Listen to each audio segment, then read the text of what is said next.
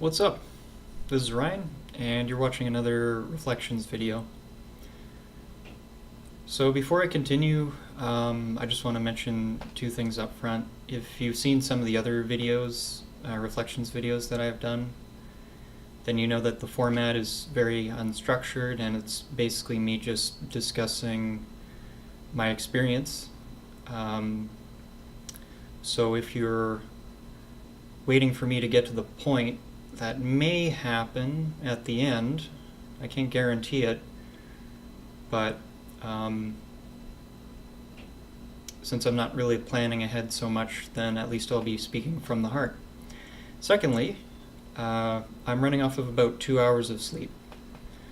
So if I look kind of spaced out today and tired, that's because I'm spaced out and tired. Anyways, one more thing actually. This particular topic is hits close to home for me, and I'm sure that's the case for a lot of people. And I just want to say, don't assume that I'm going to say that video games are evil, or video games, yeah, you should play them whenever or whatever. I'm going to just try and be realistic about my experience with video games and where I'm at now. And to give you some kind of hint, growing up, video games was definitely my primary escape from the issues I was dealing with during childhood. And those issues followed me when I moved out of home about 8 years ago. And took me about 5 years after I moved out, so around 22 or 23, I'm about 25 now, to get to the point where I don't consider myself to have a video game addiction whatsoever. And if anything, at this point, I will on occasion force myself to play video games. Just to stop thinking about programming or something like that. So there's a lot to talk about, but I'm going to try and stick to my experience, and we'll just see what comes out. So, as I said, video games, certainly for the first... since I was able to play them for the first 20 some years of my life, were pretty much my happy place. I won't go into too many details about my upbringing, but and I'm not trying to be melodramatic, but every now and again I hear people say, I wish I could go back to being a kid. Things were so much simpler and better back then, and I can't really relate to that on any level. Maybe some small degrees. And so video games was sort of my primary means of escaping that. And it's also something I was good at. And based on the way I'm kind of wired, I have kind of a desire to solve puzzles. I get like a dopamine kick out of it. And one of the things, if you've never really realized, why is it that I can focus for hours on top of hours on video games, but I can't focus on anything else, it seems. So that was a common theme for most of my life.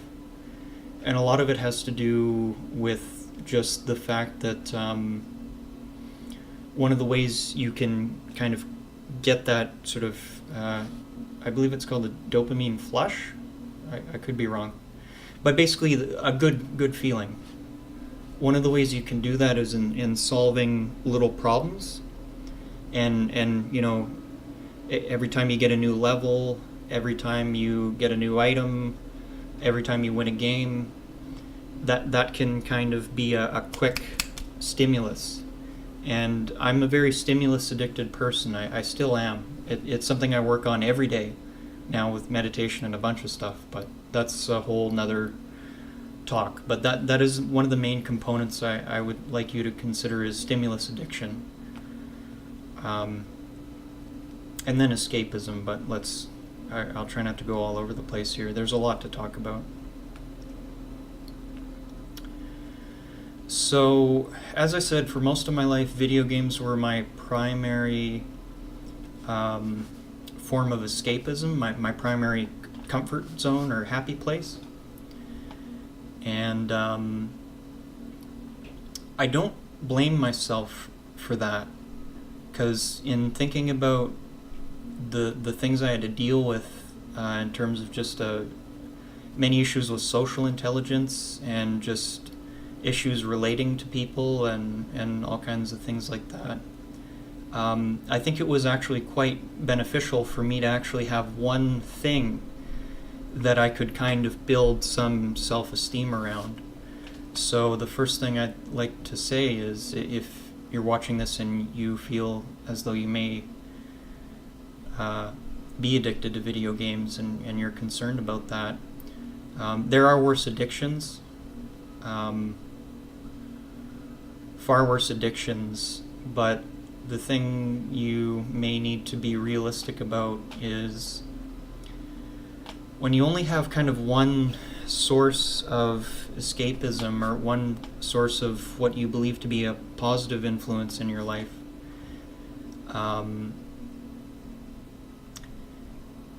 if you're like me, or I'm not using this word to be offensive, retarded in many ways, but you have a big ego. That's one of my problems, is I have quite a big ego, and it was really hard for me because I was really good at certain things, very analytical, mechanical things, and then other things I was terrible at. And so that kind of, it was like a feedback loop. It made me keep sticking just to the things that I was good at and not really work on the other things. So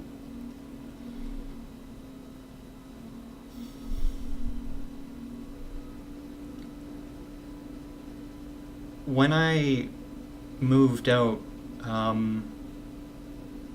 I had an experience where for the first time, I was about 17 years old, and for the first time in my life, I didn't have anyone causing me distress. I didn't have anyone saying mean things to me anymore, and except myself, my self-talk. And I had the experience of working a relatively easy job, stressful but not difficult. I was in sales, and sales is very stressful if you're an introvert. But was it a hard job? No. Cooking is way harder, way more difficult, I should say. But for about a year, I was in a situation where I had nothing to do except work a reasonably well-paying job at the time, and the rest of my time was left to me, and so I spent most of that time playing video games. I was very into a video game called StarCraft Brood War, and I even tried to become competitive with it, although what an insane arena of skill that game was. It was incredible. There's industries built on that game, esports, and unfortunately I just really couldn't focus for very long, because at the time I was starting my day with like 4 waffles and syrup, and some people metabolize carbohydrates reasonably well. I don't. I haven't since I was like 11. So I was in a bad place, and that was a factor. But the problem is, once again, even though I didn't have these other reasons to kind of make me unhappy, I still didn't know what I wanted to do with my life. I couldn't seem to focus on anything other than video games. And even then, it was getting to the point where I was even hating that. And that was terrifying. It was like, I guess nothing can make me happy then. Not even the thing I have been clinging to for so long. And of course that opinion changes, and then, well, I'm bored, maybe I'll play, and you go through the mental roller coaster.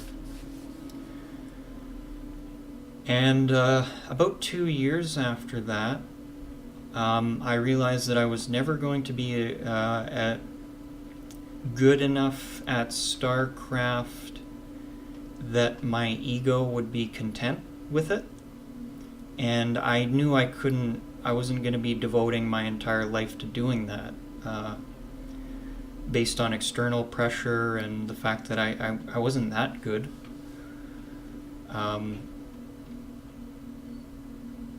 And I was really unhappy. I was suicidal at this point. And I'm not saying any of this for effect. I'm just trying to speak straight from the heart. And I realized, well, this isn't just doing this all day. It's killing me. I'm not happy. And there's a lot of reasons why I wasn't happy. Video game addiction was a symptom, not the cause, but it wasn't making things better. And so I quit. I did something which I didn't really expect, but I was in such a bad place that I thought, well, if I'm just never happy ever, what do I need this thing for? It's a bad place to be. But I did it. I quit video games. I'd like to say that things changed quickly and then my life got amazingly better. No, if you start as far back as I was, you can only expect your life to get better slowly, because you're still operating on the same spaces in memory that keep coming up, and as Alan Watts said, getting in your own way. But that was one of the most important moments in my life, because I took the only thing which I saw as kind of an escape, and I asked myself, what happens when you don't have that? It's sad, but it actually came from a place of disgust and anger at myself, just thinking, you can't do anything else in your life except play video games, and even that's not making you happy, then therefore happiness is just not for you. So let go of that and see what happens. So life happened, again, the roller coaster. And I think after about 6 months, I was back to playing video games. I wasn't playing StarCraft. I had to quit that because it was making my anger management quite severe. Anger problems quite severe. The management wasn't severe.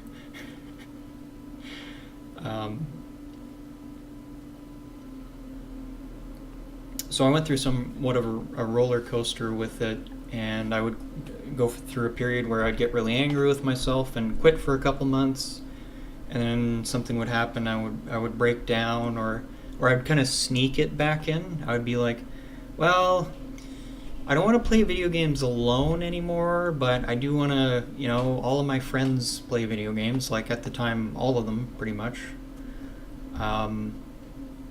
And so it's kind of thing, well, if it's a social thing, then that's an improvement. And that, there's a bit of validity to that. The problem is, in my case, the moment I give myself the moment I open the door, I jump through it. So naturally, I went through these cycles of addiction, gaming really hard, getting upset that everything else was falling apart, quitting, and then having like this determined I'm gonna quit this forever, and I'm kind of rigid attitude, and unfortunately that's not very sustainable long term either, I've found. And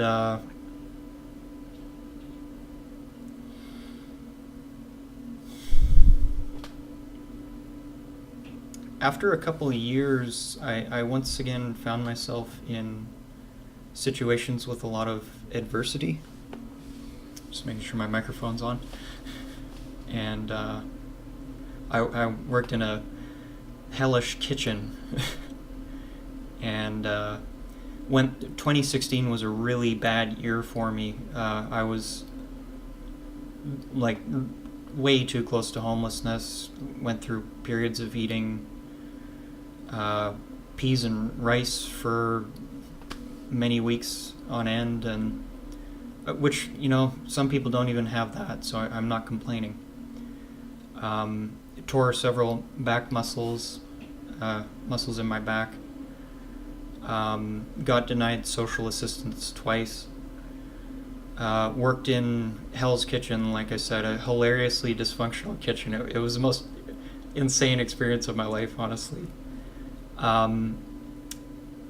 And throughout all that, I was just in pain constantly from summer onward that whole year because of my back injuries.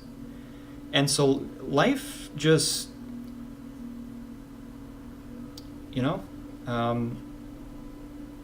I understood by the end of that year two things.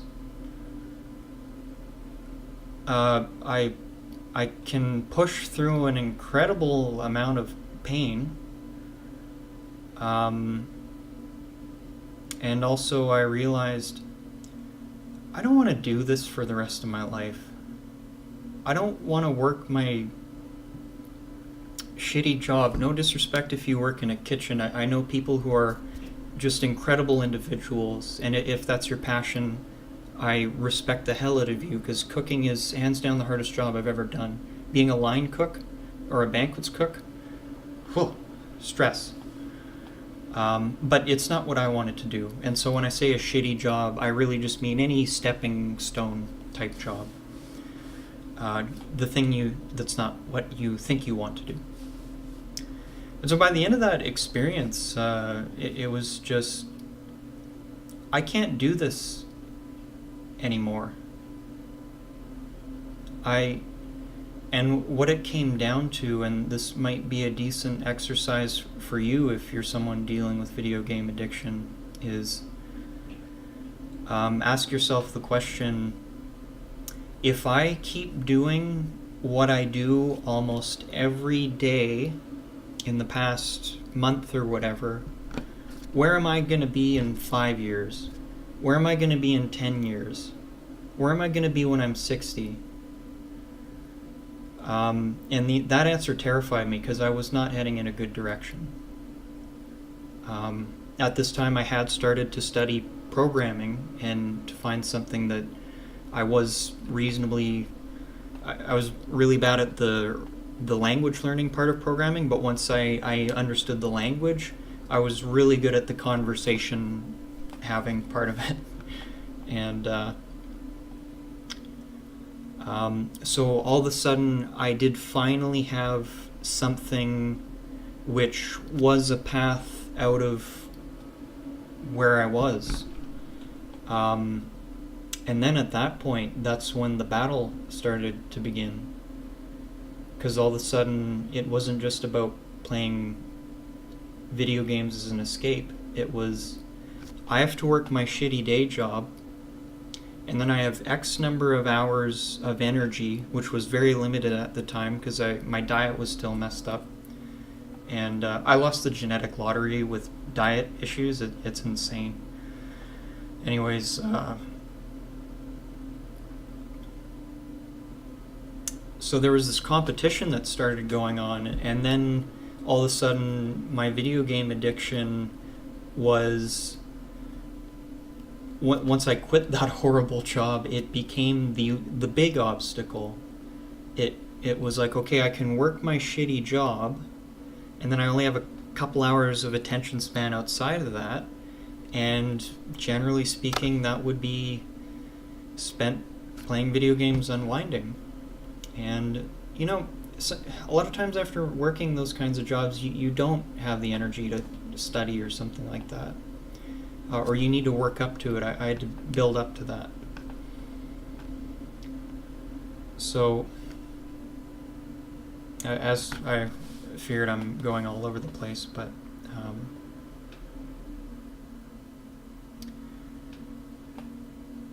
at this point in my life in 2016, I couldn't really feel more physical pain. Like I really mean that I'm not complaining. I was in pain for like over 9 months straight, just chronic back pain. And so that just numbed me to pain.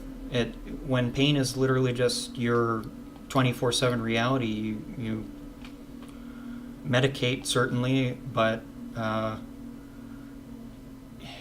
as fucked up as it sounds, it was, in the long run, made me a much harder person in a way.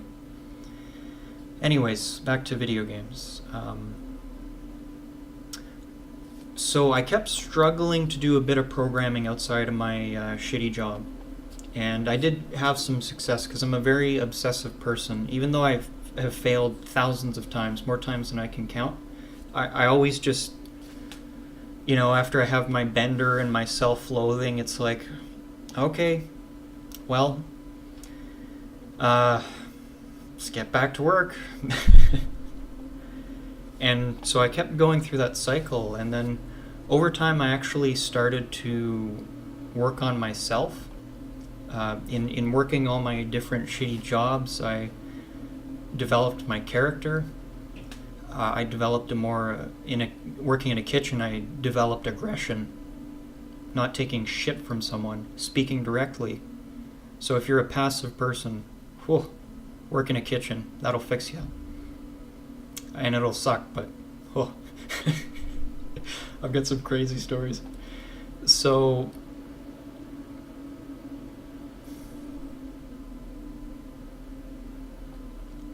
I'm trying to get to where exactly the energy to only focus on video games started to dissipate, because that's really the key here.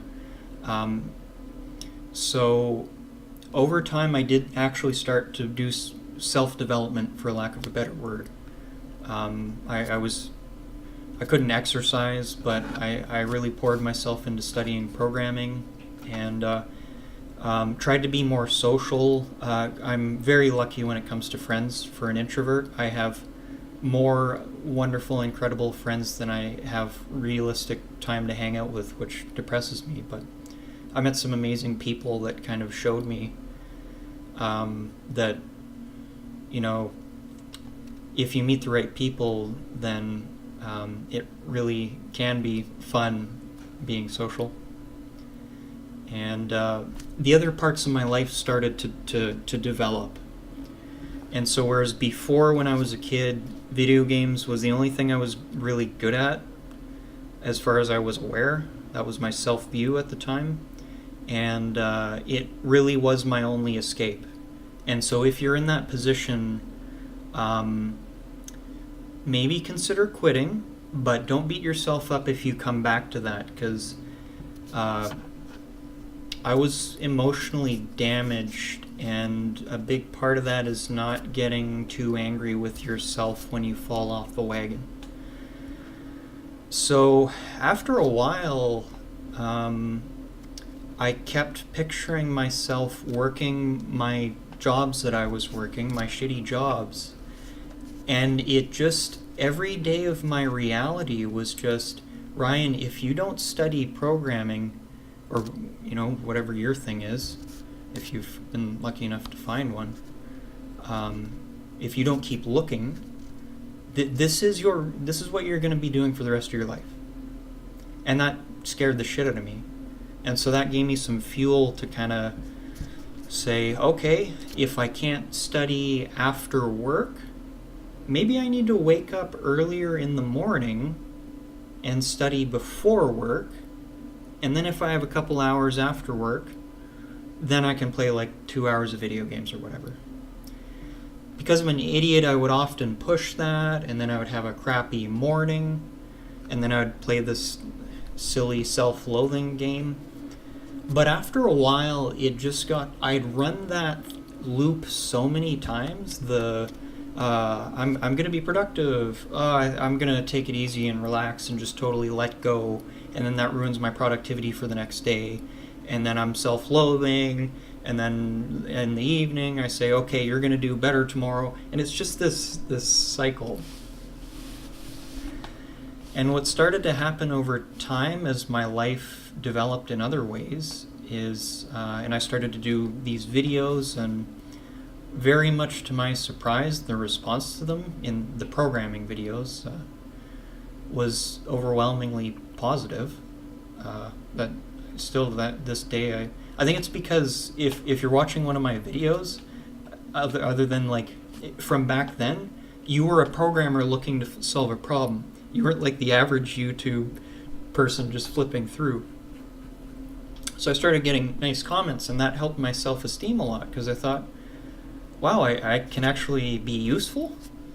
What a concept. And so that kind of gave me another positive means to raise my self-esteem and just overall happiness, because I'd have a bad day, and then someone from India or Syria or anywhere would say thank you. And it was really beautiful.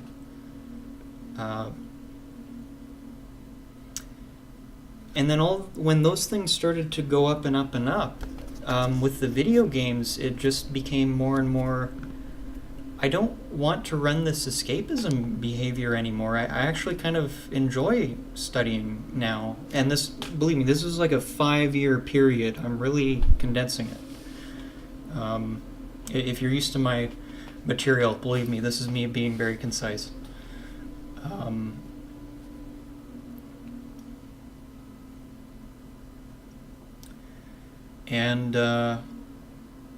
Yeah, that's really where it eventually led to, is that I just ended up in a position of just failing over and over again and trying, always getting back up when I knocked myself out over years, sometimes for months at a time.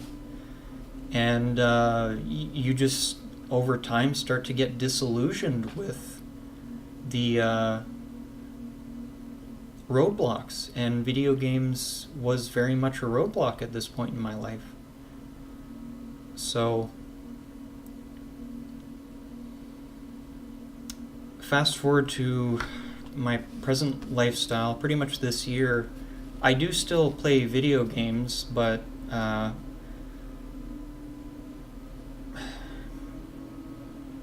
some days a week, maybe for an hour or two a day.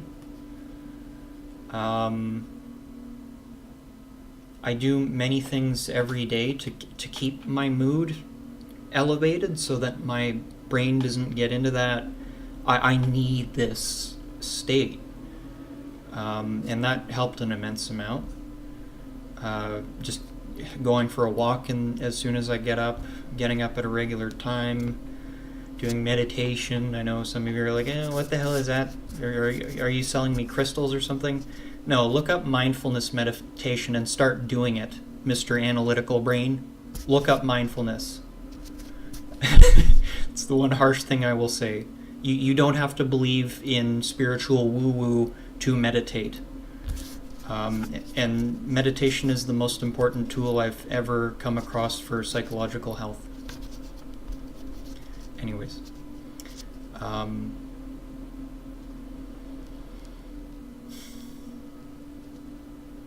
so at this point in my life, I haven't conquered addictive behavior. I still have other addictions. I'm still very stimulus addicted, but I'm very aware of it.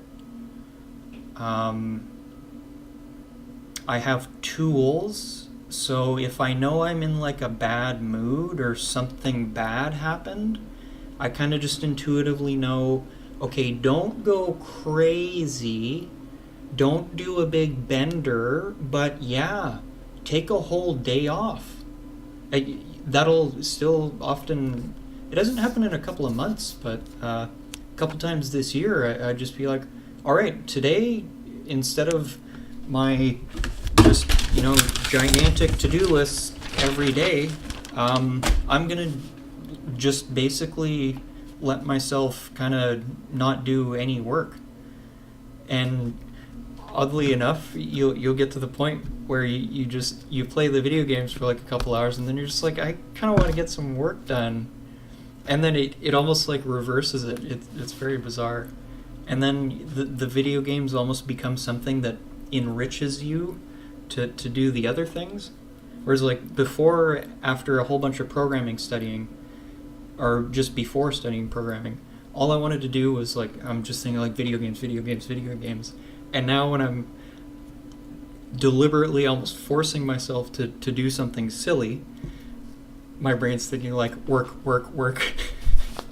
Just the mind is so funny that way. So yeah, we're after 30 minutes, and I will try and get to the point. So I hope I may have answered a few questions you might have asked yourself about video game addiction if you have it. You can reach a point where it's something you can enjoy on occasion without letting it ruin your life. If you're in a really bad state, if you literally can't do anything other than video games, and it's really bugging you, you need to quit for an indeterminate period. You need to show I hadn't lived life without video games, and I was terrified of what it was going to be like without that, because it was my only source of happiness. I'm not saying this is going to be an easy process for you, but you need to quit. You need to basically let your brain rewire itself a little bit over time. And that could be really difficult. I hope you have some kind of support system in place or something like that. I didn't at first, and so success was very sporadic. But what it came down to is I asked myself the question, when I was 17 at my worst, what would life be like if instead of only ever doing the things I wanted to do, I only ever put energy into the things I need to do? Now that's a bit of a lie, because it's not so easy to know what you need to do and what is want, desire based, but to frame it as, I really need to clean my room right now. I really need to work on my social anxiety or communication issues. I really need to figure out what I want to do with my life. I really need to figure out how to be happy doing something other than this one thing that I've been clinging to my entire life. And I needed to literally become a different person, because the person I was at the time was killing me. So I just want to give you some encouragement. If you feel like you might need to let go of this thing, do it. You're gonna fall off the wagon. You're gonna come back to it. That's okay. Come back to it, let your mind play that out, and then over time it'll start to bore the hell out of you again or cause you issues. And then once again you say, here we are again. Well, what else in my life can I do that's not going to lead me down the wrong path? And I'm not going to tell you to do specific things there. That's your own journey. I can maybe talk about in a different video, but yeah. Be prepared to let go of your single source of happiness, and maybe, just maybe, you will start to become, again, a little bit like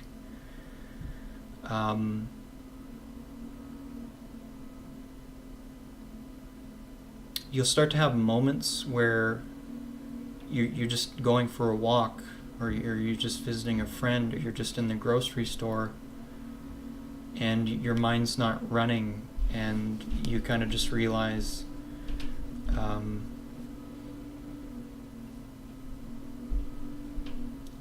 that chasing dopamine, serotonin, like, well, maybe not serotonin, dopamine based happiness, the stimulus addiction, the addiction cycle, that's never going to give you long-term happiness. You might be like me and you might not really be able to get rid of that. I still have addictive behaviors. But because I've worked on the things that just give me lasting happiness, which I would define as not wanting for the world to be different than it is. Happiness doesn't mean, it can be that, but I'm not really that kind of person generally. As you've probably noticed, I'm quite robotic. So that's basically it. I wish you luck. I hope that rambling was useful. I don't really feel like it was, but I wanted to speak on this topic because it's something that concerns a lot of programmers, especially young programmers. And I wanted to give this talk because most people who talk about this stuff, they either say, quit video games. It's the finger pointing, you should only ever do this, this, and this. And most of the people that talk like that, very rarely are they impeccable in their own lives. So I wanted to give my voice on this subject from a perspective of someone who has seen really the worst side of video game addiction and come through it realizing there are far worse addictions, and that was actually... I was raised on video games, and I don't regret that. That was in many ways better than many influences that I was brought up with in my family. So, no, you're not a bad person because you play video games. There are far worse things you can do with your time, like meth or crocodile.